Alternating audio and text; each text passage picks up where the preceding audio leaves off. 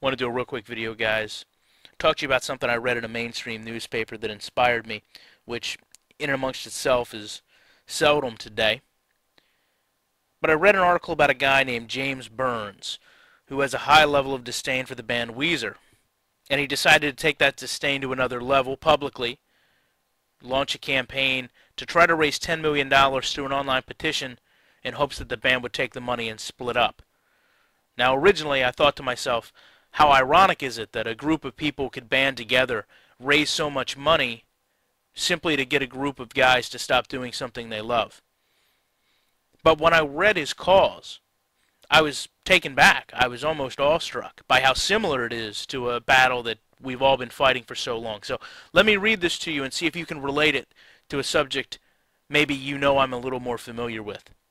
Every year, frontman Rivers Cuomo swears that he's changed and that Weezer's new album is the best thing he's done since 1996 Pinkerton.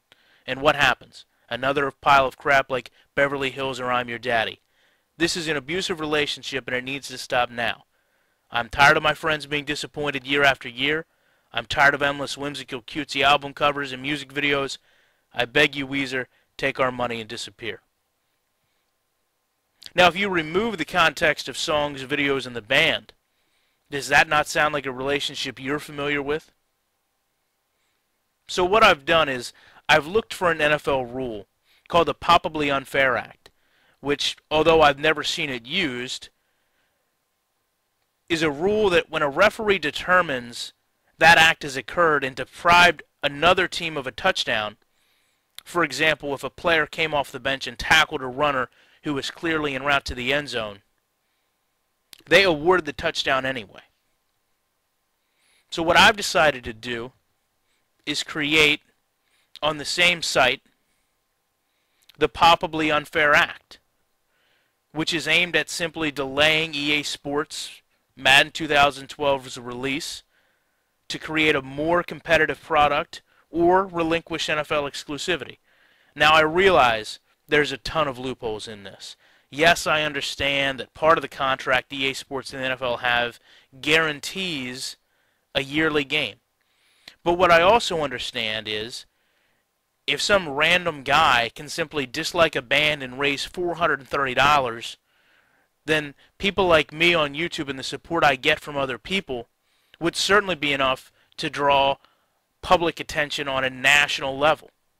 So what I've decided to do is set not what I would think would be a lofty goal, but what if we could get 7,500 people, which would roughly be the combined subscriptions, and believe me, I understand a lot of you all subscribe to the big three, myself, Versus, Apex, and just simply say, what we would do if we reach that many people is pledge to hold a public protest at EA Sports headquarters in Florida and the NFL headquarters in New York City.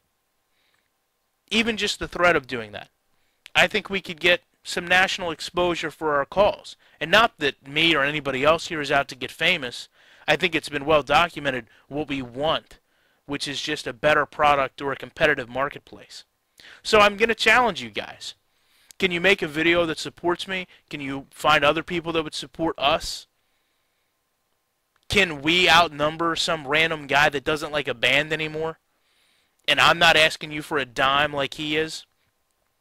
So if anybody wants to help, like get the website, thepalpablyunfairact.com, let me know. I'm going to leave a link where you can go and join this pledge, join a discussion, and talk about some of the problems we have. And although I'm sure some of you will find this redundantly inappropriate, for lack of a better term, hopefully I think this could maybe be a catalyst based on NBA Elite to get things working in the consumer's favor. Because ultimately, regardless of whether you think anybody has been biased toward one game or another, all we've ever wanted is a better product or a competitive marketplace which would also bring that same better product.